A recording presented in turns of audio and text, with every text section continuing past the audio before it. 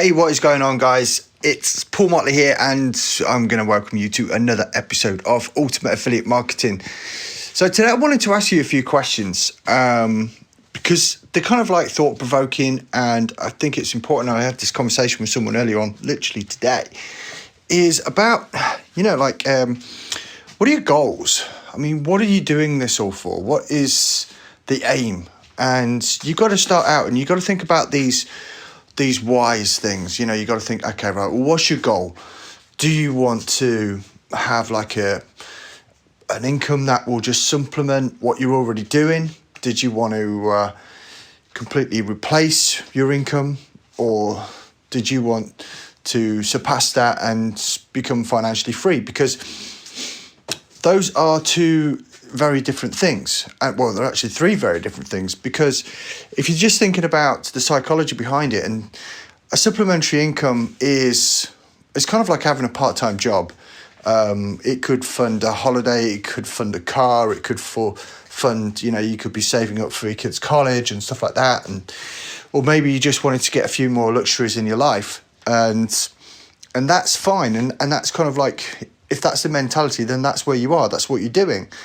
Whereas if you actually want to get away from your job, then you're going to need to actually look at trying to replace your income. Now, I know a lot of people, what they tend to do is they try and increase past that point. But I think, you're moving on to the third goal. So let's just tackle this one and let's go, okay, right, so I want to replace my income so I can leave my job. That's a question or an answer that someone might give me. And you got to think, okay, right, well, that's cool. That's brilliant. Good stuff. Potentially, I would always make sure that you have at least 3 months of income saved by. I know some people do 6 months. I know that some people have even had a whole year's worth of income saved up before they left their job, just so they've got enough time and they've got that sort of like buffer, if you like. If things go terribly wrong, it doesn't work out the way you hoped, and then you can try and get back into the workplace, which is fine. But what about the third option? Financially free. Now, financially free doesn't have to be an astronomical amount of money, because generally speaking, we're talking about a monthly income, right? So you got to think about that. And your monthly income to be financially free compiles of, you're starting stuff like your mortgage or your rent, and then your transportation costs, then your food costs, your electricity bills, your council tax, or whatever you call it, wherever you are in the world. So your basic necessities, right, to actually get yourself from Monday to Friday and through the weekend. What are you actually spending? What is your actual outgoings? I'm not talking about luxuries. I'm not talking about cigarettes, alcohol. I'm not talking about any other recreation that you want to do, going out to restaurants, nothing. I'm just talking about the real basics, necessities, like, you've all heard the song, the bare necessities, right? So that is a figure. And then you think to yourself, right, what else would I like to be able to do? I'd like to be able to eat out a couple of times a week. Okay, right now, factor that in, how much that's likely to cost on average. You might say, okay, right, well, I want the occasional luxury each month. I want to be able to buy myself or a partner or my kids something, or my parents something really nice each month. Okay, now you're going to have to put that in there. And all these things come up and you think, okay, right, well, how much do I want to spend on vacation or going away? And then divide that by, put a total up. If it's one vacation a year, 2 vacations, or 5 vacations a year, no matter what it is, add all that up and then divide that by 12, and that's your figure. That's sticking you in there. And by the time you've added all that in, you've added all your necessities, your luxuries, your wants and needs and everything like that, that is your figure. That is your financially free figure that you got to plumb for, that you got to aim towards. Okay, and it might surprise you that it's not as much as what you thought. Some people think, to be financially free, I've got to be a multi-millionaire. Well, no, you don't. All you've got to do is be able to cover everything that you currently spend and want to spend in the future on a monthly basis. So that goal actually helps you out a little bit, and you think, okay, right, well, cool. that could be doable.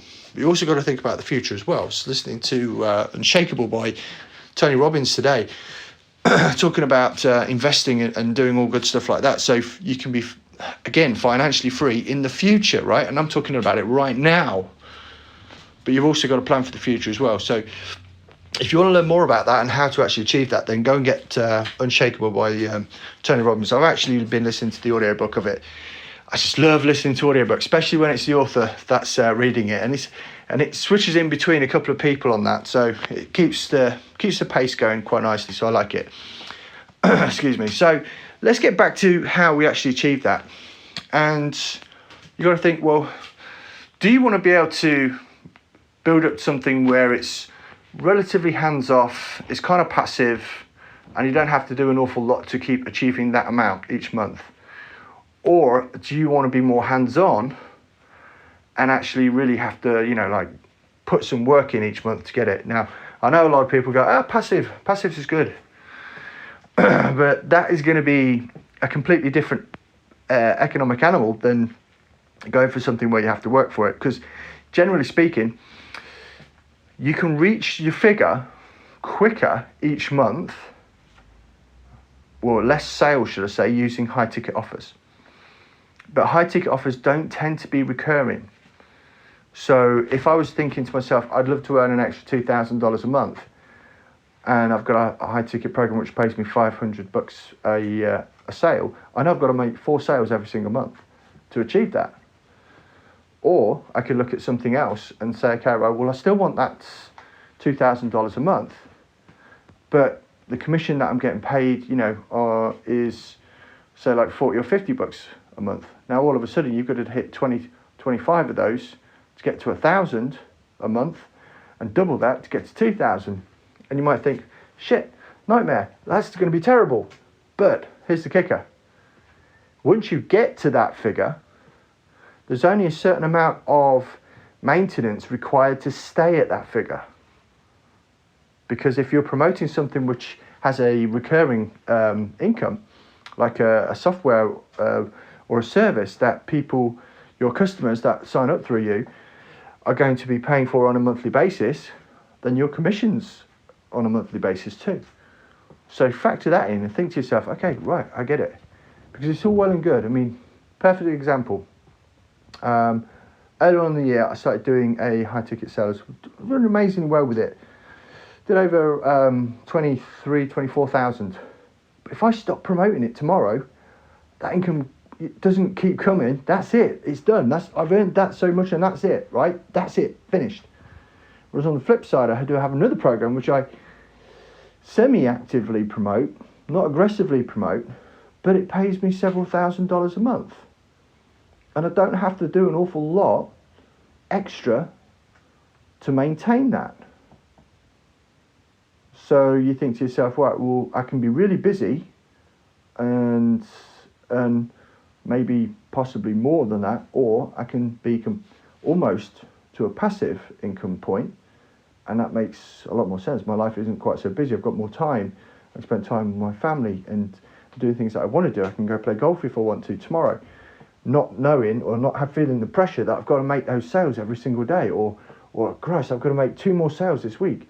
It's a tough one to get to, and I think it's whatever suits you. If you are in a unique position where you have actually broke free of your job, then obviously you have more time to focus on it. But if this is your side hustle, the thing that you're waking up early in the morning to do, or staying up late at night to do, then the pressure can be quite substantial. So I want you to really think about what your goals are, what you're trying to achieve, and how you're going to try and achieve that as well. And if you can, do a hybrid mix. That's my best recommendation. So a little bit of high ticket that you can passively, well, not passively, again, we're using the wrong terminology, Motters, come on. That you can dip in and out without too much pressure, but trying to build that passive income. Because passive income is key. And passive income, for me, is king. Yeah, I mean, we'd all love to go out and smash a new launch coming up and earn $100,000. That's great. But if that's all you earn, that's not going to last you for very long. I'd rather be earning $5,000 a month passively for the rest of my life than earn $250,000 in one go. Does that sound crazy? Just think about that one for a minute, because you'll figure it out. You can do the maths. Anyway, right, so I'm going to leave you with that today. We're getting through the week. We're still exploding out. We're still doing these podcasts every single day. The downloads are still growing. If it's your first time listening to the podcast, then go ahead and subscribe so you don't miss another episode. And please go back and start from the beginning and listen to everything. And I really do mean everything, because this is my outlet. This is the way that I can put the information that's in my head, that I've learned, that I've paid thousands and thousands of dollars to learn, and giving it to you for free, right? Just think about that for a second. You're getting the benefit of my experience and also my knowledge and everything else that goes with it, because I want to help as many people as possible. So by you listening to it, by you downloading it, by you dropping a rating or subscribing on it, it bumps it up and more people get to see it, and I get to help more people, and that's all that I could ever ask for. So I appreciate you guys, and we'll catch you again tomorrow.